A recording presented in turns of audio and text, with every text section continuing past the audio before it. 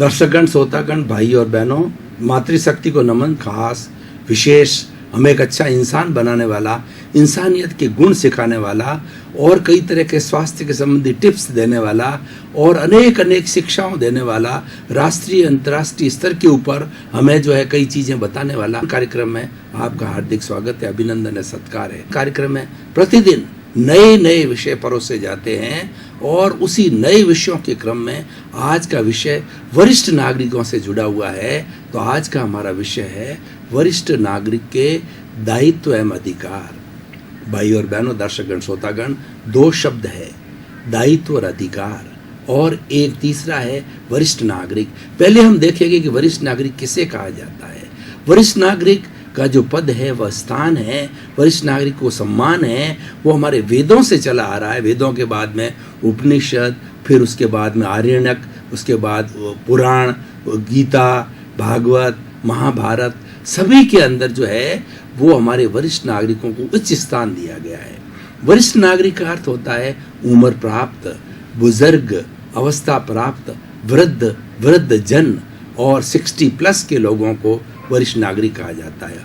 और आज हमारी सरकार ने, चाहे राज्य सरकार हो, चाहे भारत सरकार हो, उन्होंने वरिष्ठ नागरिकों के ऊपर बहुत ध्यान देना प्रारंभ किया है, क्योंकि वरिष्ठ नागरिकों की स्थिति घरों के अंदर, समाज के अंदर थोड़ी दयनीय है, इसीलिए उस ओर ध्यान देना प्रारंभ किया है। अब देखिए कि वरिष्ठ नागरिक कैसे बनता है कि व्यक्ति उम्र प्राप्त करते करते वह एक अनुभव का खजाना हो जाता है।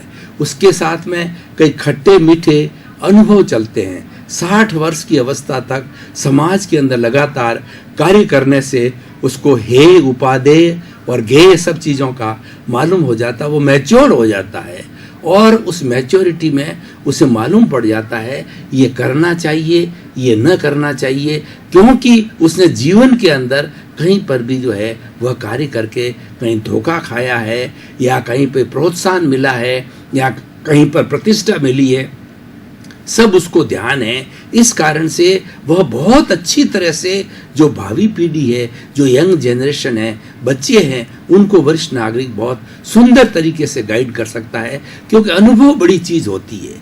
थ्योरी एंड एक्शन के अंदर, थ्योरी एक सिद्धांत है और एक्शन एक प्रैक्टिकल कार्य करने की मेथोडोलॉजी है, और वो व्यक्ति 60 वर्ष की उम्र तक जो है उस मेथोडोलॉजी के साथ में अपने अपने क्षेत्र का कार्य करते करते वो अपने अपने क्षेत्र का एक्सपर्ट हो जाता है, और उस एक्सपर्टाइजेशन के कारण उसके अंदर बहुत बड़ा अनुभव का खजाना स्टोर हो जाता है। इसीलिए वरिष्ठ नागरिक को अनुभव का समुंदर कहते हैं, अनुभव का खजाना कहते हैं, और बड़ा सम्मानीय व्यक्ति है। और ख़ास तौर से हमारी भारतीय संस्कृति के अंदर वरिष्ठ नागरिकों को हर स्थान के ऊपर सम्मान दिया जाता है। और जिस घर के अंदर, जिस समाज के अंदर, जिस देश के अंदर, जिस राज्य के अंदर, जिस सोसाइटी के अंदर जो है वरिष्ठ नागरिक नहीं होते हैं, वहाँ पर संतुलन नहीं होता है, क्योंकि उसको अच्छी राय देने वाला कौन मिलेगा? अनुभवी तपा तपाया व्यक्ति, एक्सपीरियंस्ड हैंड कहाँ से मिलेगा? वह वरिष्ठ नागरिक होता है। तो आज का हमारा विषय है वरिष्ठ नागरिकों के उत्तरदायित्व एवं अधिकार। भाई और बहनों, दर्शकगण, श्रोतागण, दायित्व और अधिकार एक दूसरे से जुड़े हुए हैं। ये दोनों एक सिक्के के पहलू है, इनको अलग नहीं किया जा सकता है। जिस तरीके से एक सिक्के के जो है हम चाहे कितने टुकड़े करें, लेकिन उसके दोनों तरफ दो पहलू रहेंगे ही, एक पहलू कभी हो नहीं सकता। इसीलिए दायित्व और अधिकारों का चोली दामन का साथ है। लेकिन हमें प्रायोरिटी किसको देनी है? हमें प्रायोरिटी जो है उत्तरदायित्व को देनी है, दायित्व को देनी है। जो व्यक्ति अपने उत्तरदायित्व अच्छी तरह से समझता है, अधिकार तो उसके पास में अपने आप आते हैं, अधिकार तो उसके चरण चूमते हैं। दायित्व मुख्य चीज होती है, और दायित्व जो ग्रहण करता है और जिम्मेवारी से उस दायित्व का उसका निर्वहन करता है, उसी व्यक्ति को जो है अधिकार अपने आप आते हैं और उसको अधिकार प्राप्त हो जाते हैं। अधिकार के लिए हमें कार्य नहीं करना है, हमें कार्य दायित्व के लिए करना है। अब देखिए कि वरिष्ठ नागरिकों का दायित्व क्या है। अभी मैंने बताया कि वरिष्ठ नागरिक अनुभव का खजाना होता है। उसका दायित्व ये होता है कि वह अपने से छोटों के साथ वात्सल्य करे, प्रेम करे, और एक जनरेशन गैप होता है, एक 20 से 25 साल का जो उम्र का गैप होता है वो जनरेशन गैप 25 साल का कहलाता है। उसके अंदर 25 साल के अंदर बहुत परिवर्तन होता है। दार्शनिक दृष्टि से बात करें, हर क्षण हर वस्तु बदलती है, यानी परिवर्तन संसार का नियम है। जब 25 साल का एक अंतराल निकल जाता है तो उसके अंदर एक बहुत बड़ा युग बीत जाता है और उस युग के अंदर बहुत सा परिवर्तन हो जाता है। तो वरिष्ठ नागरिक का ये दायित्व है कि ओल्ड एंड न्यू का जो है वो मिश्रण करे, ओल्ड एंड न्यू को समान स्थान दे। क्यों कि अगर वरिष्ठ नागरिक जो है अपनी बात बताता रहेगा, अपने ओल्ड समय की बात करेगा और नई पीढ़ी अपने समय की बात करेगी, तो उनके बीच के अंदर एडजस्टमेंट कैसे होगा? उसके बीच के अंदर एडजस्टमेंट करने के लिए, समन्वय करने के लिए उसका सबसे बड़ा उत्तरदायित्व वरिष्ठ नागरिक का ये है कि हमारे साथ में जो पुरानी अच्छी अच्छी बातें हैं, पुराने संस्कार हैं, उन संस्कारों की लाइट के अंदर वर्तमान में हम जा रहे हैं तो उसकी समीक्षा करना और उनको पुरानी चीज़ों को, पुरानी संस्कृति को हमें बरकरार रखना, पुरानी संस्कृति को जो है हमने जीवित रखने का प्रयास करना चाहिए। ये उत्तरदायित्व जो है वरिष्ठ नागरिका का है। उदाहरण के तौर पर मैं बताना चाहता हूँ, आज का युग ग्लोबलाइजेशन, प्राइवेटाइजेशन और लिबरलाइजेशन का है। 25 वर्ष के अंदर अगर हम एक जनरेशन गैप को समझें तो 25 वर्ष के अंदर बहुत बड़ा परिवर्तन हुआ है और विज्ञान ने 25 वर्ष के अंदर बहुत तरक्की करी है। आज विज्ञान ने जो हमारी भारत की पुराना जो कॉन्सेप्ट था वसुधैव कुटुंबकम का, जिसमें विज्ञान नहीं था, उस वक्त हमारे मनुष्यों ने यह कहा था, हमारे महर्षियों ने, हमारे ऋषियों ने, हमारे मुनियों ने यह कहा था कि ये सारी वसुधा एक कुटुंब की तरह है और हम सभी एक भगवान की संतान हैं। इसलिए भाईचार से रहना, प्रेम से रहना, भाई भाई की तरह रखना, एक दूसरे से मैत्री करना, ये हमारे देश का वसुधैव कुटुंबकम का कॉन्सेप्ट है, जो कि आज विज्ञान ने सिद्ध करके बता दिया। कॉन्सेप्ट वही है, लेकिन विज्ञान ने अपने तरीके से वो भौतिक रूप से किया है। वो हमारा जो वसुधैव कुटुंबकम का सिद्धांत है वो सूक्ष्म का सिद्धांत है, वो भीतर का सिद्धांत है, भीतर के रूपांतरण का है। लेकिन इन्होंने आधुनिक साधनों के द्वारा जो है सारी विश्व के अंदर, टीवी के द्वारा, मोबाइल के द्वारा, इंटरनेट के द्वारा सारा ये सिद्ध कर दिया है कि व्यक्ति किसी भी स्थान के ऊपर बैठ करके विश्व के किसी भी व्यक्ति से, विश्व के किसी भी संस्था से, विश्व की किसी भी घटना से वो परिचित हो सकता है। तो भाई और बहनों, दर्शकगण, श्रोतागण, जब समय बदल गया है और पुराने समय के अंदर ये साधन नहीं थे, तो हमारे पुराने समय की क्या अच्छी विशेषताएं थी, उस विशेषताओं को जो है आज के विज्ञान के साथ जोड़िए। पुराना जो समय था वो अध्यात्म समय था। तो मैं कहना चाहूँगा वरिष्ठ नागरिक का ये दायित्व है कि पुराने अध्यात्म को और वर्तमान के विज्ञान को जोड़ करके कोई भी कार्य करें और उसके अनुरूप जो है अपने जीवन को ढालें। हमारा पुराना अध्यात्म क्या कहता था कि भगवान के अंदर विश्वास रखो, भगवान की भक्ति करो, घर के अंदर बुजुर्गों काज से के लिए उनको सम्मान दो, उनको प्रणाम करो और उनको चित्त समाधि दो। ये हमारी व्यवस्था होती थी। बुजुर्गों के लिए एक सम्मान का स्थान था पुराने समय में। और हमारी पुरानी जो संस्कृति थी ये मूल्यों की संस्कृति थी कि हमारे यहाँ पर जॉइंट फैमिली हुआ करती थी। बहुत से सैकड़ों लोग, कई 2-2, 3-3 जनरेशन जो है एक ही छत के नीचे, दादा पोता पड़पोता एक ही छत के नीचे एक साथ रहा करते थे। वो आज धीरे धीरे सिमटता जा रहा है। और पुरानी अवस्थाओं को हम देखें तो कितना प्रेम था, कितना भातृत्व था और व्यक्ति को स्थान दिया जाता था, व्यक्ति के गुणों की पूजा की जाती थी, चरित्र को स्थान दिया जाता था। और हमारा जो धन था, जो साधन था, वह एक जो परिधि के रूप में था, उसका सेकेंडरी स्थान था।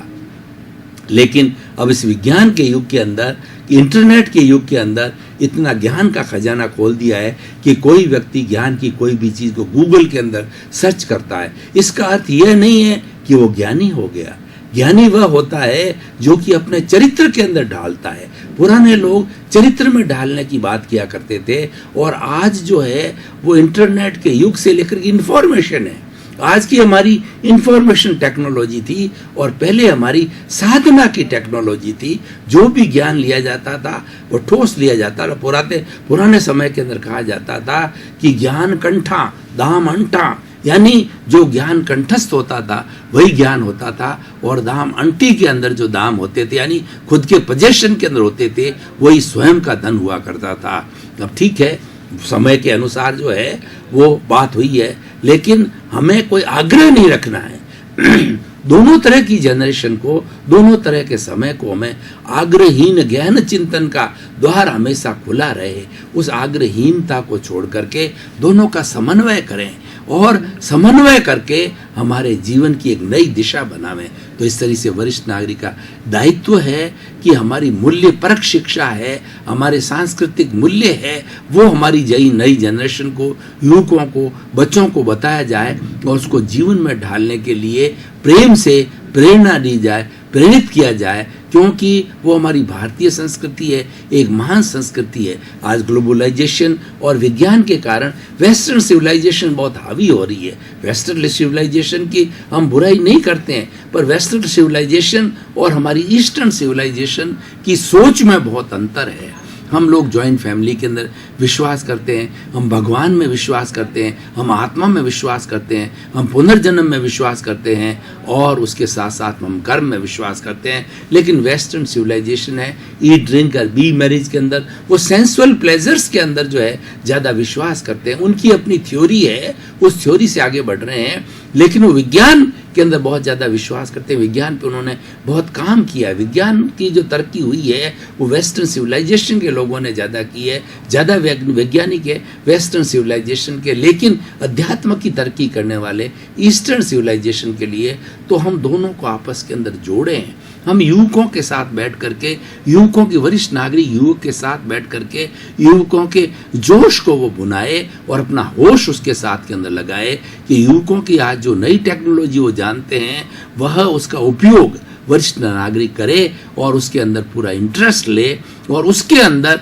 अपनी बात को रखे। मैं एक उदाहरण के द्वारा भाई और बहनों, दर्शकगण, श्रोतागण बताना चाहता हूँ कि हमारी ये कार है, कार के अंदर जो है रेस होती है और एक स्टीयरिंग होती है। रेस जो होती है वो गति का काम करती है, वो विज्ञान है। विज्ञान हमें गति देता है और वो स्टीयरिंग होता है, वो हमें दिशा देता है। दोनों ही आवश्यक है। अगर एक तरफ खाली जो रेस हम दबाते रहें तो और स्टीयरिंग का ध्यान न दें तो कोई भी एक्सीडेंट हो सकता है। तो अंकुश लगाने के लिए अध्यात्म जरूरी है, इसीलिए विज्ञान के ऊपर अध्यात्म का अंकुश होना जरूरी है। कि और कहने का अर्थ यह है कि आज हमारी वर्तमान पीढ़ी है उसके ऊपर जो है बुजुर्गों का, वरिष्ठ नागरिकों का अंकुश होना, उनके अनुभव, अंकुश का अर्थ ये नहीं कि वो उनके ऊपर किसी तरह का जो है वो व्यर्थ के अंदर दबाव डाले, बल्कि उसका अर्थ ये है कि वे लोग जो है वो उनको बतावे, अपने अनुभवों के आधार पर हमारे सांस्कृतिक मूल्यों के बारे के अंदर बात बताई जाए। तो ये अधिकार और जो है उत्तरदायित्व की बात होती है। दूसरा देखिए कि बहुत से उत्तरदायित्व जो है वरिष्ठ नागरिकों के होते हैं। वरिष्ठ नागरिक जहाँ होता है वहाँ अनुशासन होना चाहिए। अनुशासन हमारे जीवन का बहुत अंग है। व्यक्ति अनुशासित होना चाहिए, परिवार अनुशासित होना चाहिए, समाज अनुशासन होना चाहिए। जहाँ अनुशासन है वहाँ विकास है। जहाँ पर अनुशासन नहीं, उच्छृंखलता है, आज़ादी है, वहाँ पर विनाश है। अगर हम प्रोग्रेस करना चाहते हैं, चाहे देश की हो चाहे समाज की हो, तो सबसे पहले हमें अनुशासन स्थापित करना पड़ेगा। मैं आपको एक उदाहरण के तौर पर बताता हूँ कि पतंजलि नाम के बड़े महर्षि योग के हुए हैं और उन्होंने योग सूत्र लिखा है और योग सूत्र के अंदर उन्होंने पहला डेडिकेशन लिखा है कि अथ अनुशासनम, योग अनुशासनम, यानी योग है एक अनुशासन है और अनुशासन एक धर्म का अंग है, अनुशासन एक अध्यात्म का अंग है।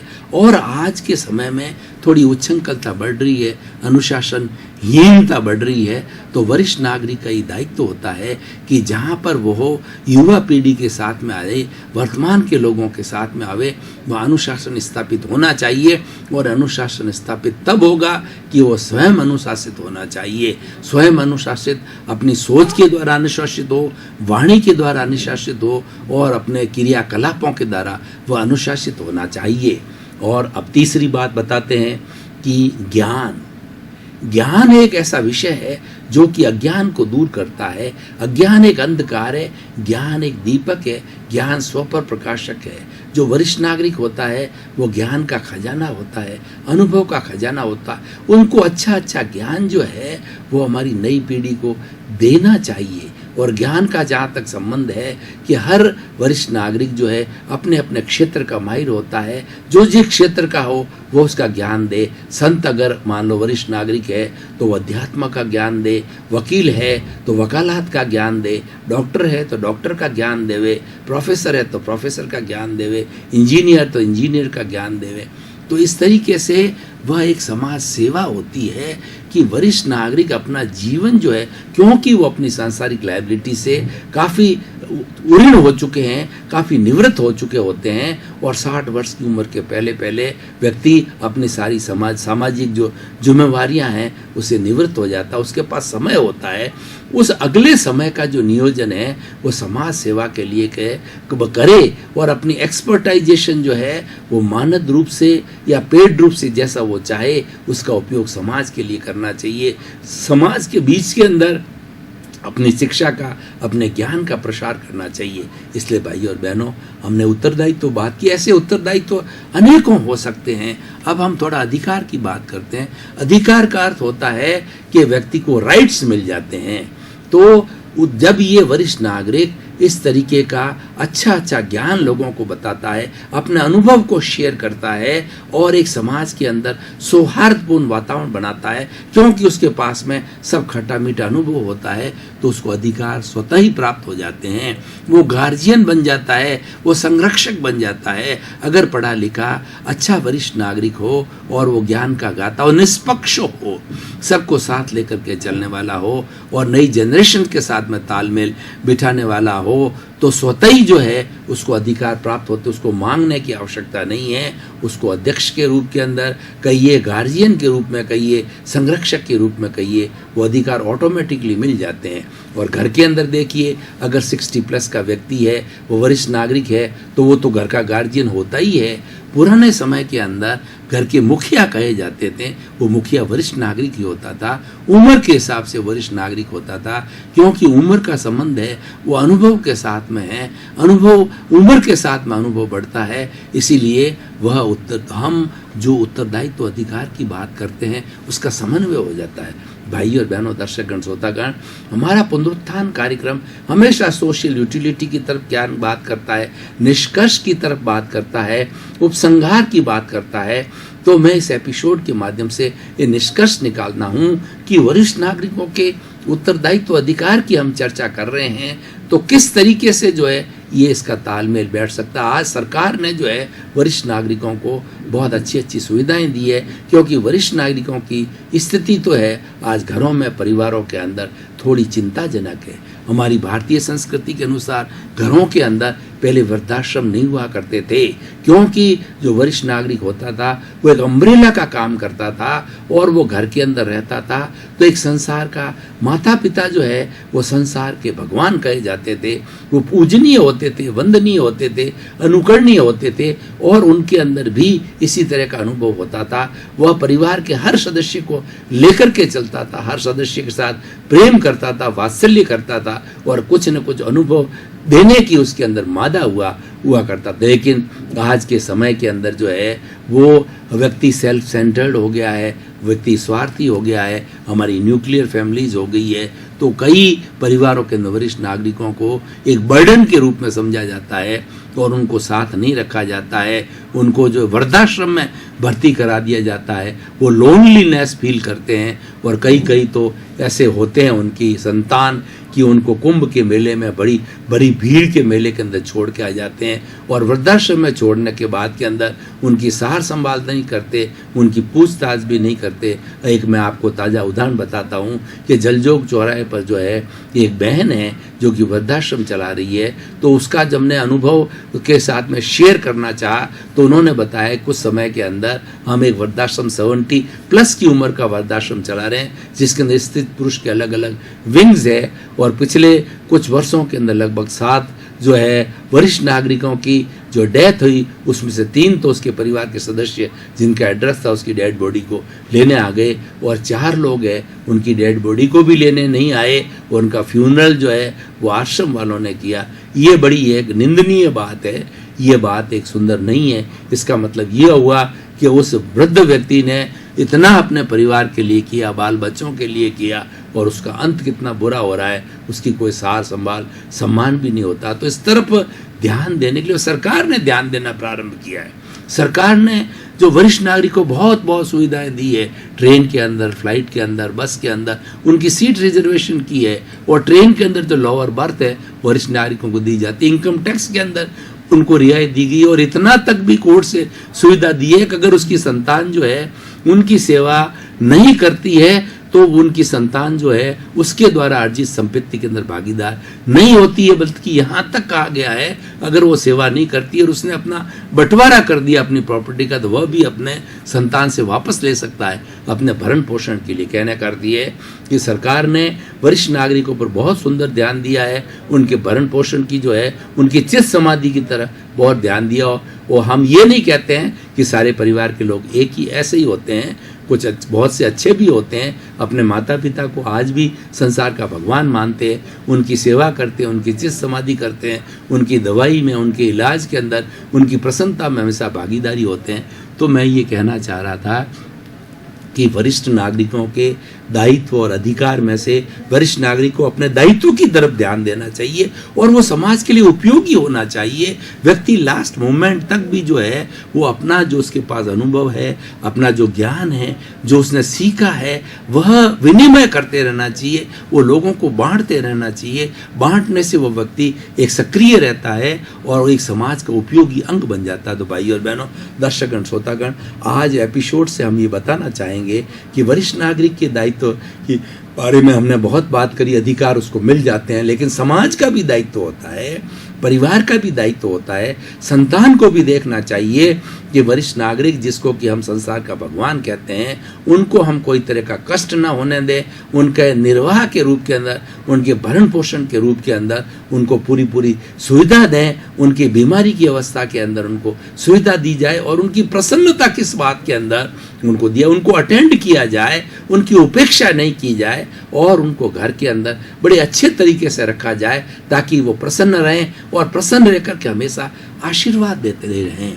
माँ का आशीर्वाद बहुत प्रसिद्ध है। आपने बहुत सी जो ट्रकें चलती उसके पीछे जो है पढ़ा, आपने लिखा हुआ पढ़ा होगा कि माँ का आशीर्वाद, और माँ के आशीर्वाद के ऊपर कितनी फिल्में बनी हुई है कि उस आशीर्वाद के कारण वो व्यक्ति बहुत बड़ी मंजिल को प्राप्त कर सका। वो आशीर्वाद उसके साथ में ऐसा रहा कि कठिन से कठिन ताबीज की तरह, कठिन से कठिन परिस्थिति के अंदर भी उसने विजय प्राप्त करी। और माँ का आशीर्वाद जिसके साथ होता है वो व्यक्ति हमेशा विजयी होता है, क्योंकि वो ईश्वर का आशीर्वाद होता है। माँ संसार के, माता पिता संसार के भगवान होते हैं, तो भगवान का आशीर्वाद होता है, और भगवान का आशीर्वाद कभी भी निष्फल नहीं जाता है।